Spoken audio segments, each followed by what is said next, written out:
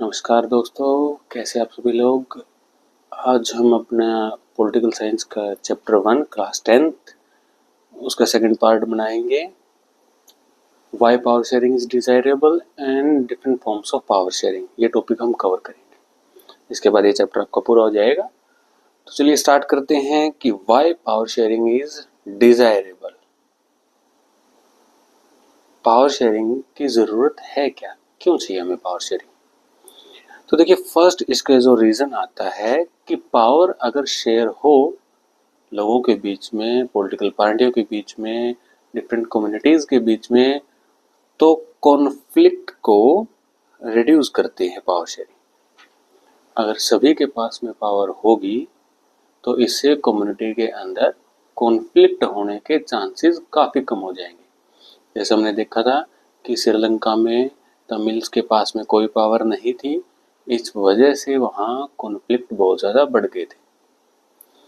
तो power sharing क्या करती है कि कॉन्फ्लिक्ट को कम करती है। सेकंड जो है, उसके बाद में पॉलिटिकल स्टेबिलिटी लाती है पावर शेयरिंग। पॉलिटिकल स्टेबिलिटी क्या होती है? जितने भी इंस्टीट्यूशंस हैं पॉलिटिकल के, जैसे एग्जीक्यूटिव है, लेजिस्लेचर है, जुडिशरी है, पॉलिटिकल पार्टियां हैं, ये सभी पॉलिटिकल ऑर्डर में आते हैं। तो अगर पावर शेयर हो रही हो तो ये स्टेबल रहते हैं, अपना नॉर्मल फंक्शन कर पाएंगे। अगर मान लीजिए कॉन्फ्लिक्ट होता है समाज में, सोसाइटी में, तो ये अच्छे से काम नहीं कर पाते हैं। तो पॉलिटिकल स्टेबिलिटी के लिए भी पावर शेयरिंग ज़रूरी है। उसके बाद आता है यूनिटी, यानी कंट्री की यूनिटी के लिए पावर शेयर करना बहुत इम्पोर्टेंट है। अगर पावर शेयर ना हो रही हो तो लोग आपस में लड़ेंगे पावर के लिए। जैसे कॉन्फ्लिक्ट बेल्जियम में भी थे, कॉन्फ्लिक्ट श्रीलंका में भी है, और बहुत सी कंट्रियां हैं जहां आज भी पावर को लेकर बहुत कॉन्फ्लिक्ट हो रहे हैं। तो अगर पावर शेयर की जाए तो कॉन्फ्लिक्ट नहीं होंगे, पॉलिटिकल स्टेबिलिटी रहेगी, और ये कंट्री की यूनिटी के लिए एक बहुत अच्छी बात होगी। तो पावर शेयरिंग क्या करती है? कॉन्फ्लिक्ट कम करती है, पॉलिटिकल स्टेबिलिटी लेके आती है, और कंट्री को यूनाइट रखने में भी मदद करती है। इन सभी रीजंस को बोला जाता है प्रूडेंशियल रीजंस। ऐसे रीजंस जो वेल कैलकुलेटेड हो, जिसके प्रॉफिट एंड लॉस या गेन और लॉस को हम कैलकुलेट कर पाए। अब हम बात करते हैं सेकंड रीजंस की, जो है मॉरल रीजंस, कि पावर शेयरिंग मॉरली क्यों सही है। तो मॉरल में फर्स्ट आता है कि पावर शेयरिंग जो है वो स्पिरिट है डेमोक्रेसी की। स्पिरिट है मतलब क्या? आत्मा है डेमोक्रेसी की। ऐसी कोई भी कंट्री नहीं होगी जो डेमोक्रेटिक हो और पावर को शेयर ना कर रही हो। अगर ऐसी कोई कंट्री है तो वहां कम्युनिटीज के बीच में कॉन्फ्लिक्ट होंगे। तो पावर शेयरिंग अगर सही ढंग से फंक्शन कर रही है तो कम्युनिटीज के बीच में कॉन्फ्लिक्ट नहीं होंगे और डेमोक्रेसी अच्छे से फंक्शन कर पाएगी। सेकंड मॉरलिज्म में आता है कि हम जिसको गवर्न कर रहे हैं वो ही बेटर बता सकते हैं कि उनको गवर्न कैसे किया जा सकता है। यानी कि लोगों का participation, peoples participation in a democracy is a must. लोगों का पार्टिसिपेशन बहुत ज़्यादा ज़रूरी है अगर हमें डेमोक्रेसी को अच्छे तरीके से चलाना हो तो। इसके बाद हम बात करते हैं different forms of power sharing. Different forms of power sharing. अब पावर को किस किस तरीके से आपस में शेयर किया जाता है वो हम अब करेंगे। तो फर्स्ट आती है horizontal. Horizontal form of power sharing, जब पावर हॉरिजॉन्टली शेयर हो रही हो। कैसे? जो गवर्नमेंट के ऑर्गन्स हैं, लेजिस्लेचर, एग्जीक्यूटिव और जुडिशरी में। अब जब हॉरिजॉन्टली पावर शेयर हो रही हो गवर्नमेंट के डिफरेंट ऑर्गन्स में, तो हम उसको बोलते हैं horizontal form of power sharing. यहाँ एक चीज और है कि ये जो ऑर्गन्स हैं ये चेक एंड बैलेंस मेंटेन करते हैं।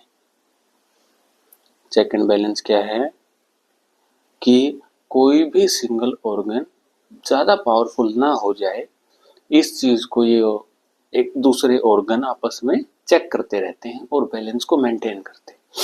फॉर एग्जांपल, अगर एग्जीक्यूटिव अपनी पावर्स का मिसयूज करता है तो लेजिस्लेचर नो कॉन्फिडेंस मोशन लाके एग्जीक्यूटिव को रिमूव कर सकती है। अगर लेजिस्लेचर कोई ऐसा लॉ बनाती है जो कॉन्स्टिट्यूशन के खिलाफ हो तो उस लॉ को इनवैलिड डिक्लेयर करते हैं जुडिशरी। और अगर जुडिशरी या जजेस कुछ कर रहे हो जो कि कॉन्स्टिट्यूशन के खिलाफ है तो फिर लेजिस्लेचर जजेस को रिमूव कर सकती है। ठीक है, देखिए इसके बाद आते हैं second form of power sharing, जो कि है vertical form of power sharing. Vertical में क्या होता है, डिफरेंट लेवल्स पे पावर को शेयर किया जाता है, जैसे centre, state. When power is shared between two or more than two levels of government, this is known as vertical form of power sharing. इसको हम, अगर कंट्री कोई ऐसी कर रही है पावर शेयर, तो उसको फेडरल कंट्री भी बोलते हैं। तो अगर इंडिया का एग्जांपल ले तो इंडिया में सेंटर, स्टेट और हमारे थर्ड लेवल भी है जिसको कहा गया है लोकल लेवल। हम इन तीन लेवल्स पे पावर को शेयर करते हैं। इसके बाद देखिए अगली जो फॉर्म आती है पावर शेयरिंग की, वो आती है when power is shared between different social groups.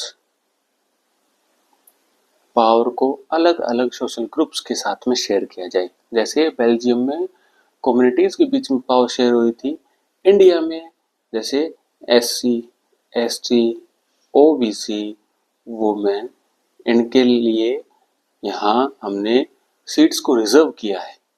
जैसे फीमेल के लिए 1/3 सीट जो है वो हमने बिल पास किया है और 2029 में इम्प्लीमेंट होगा, जहां उनको लेजिस्लेचर में 1/3 सीट मिलेंगी।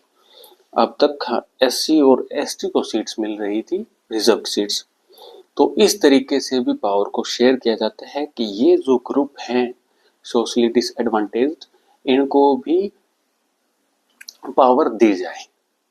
उसके बाद आता है जो लास्ट है हमारा कि power is shared between political parties, movements and pressure groups.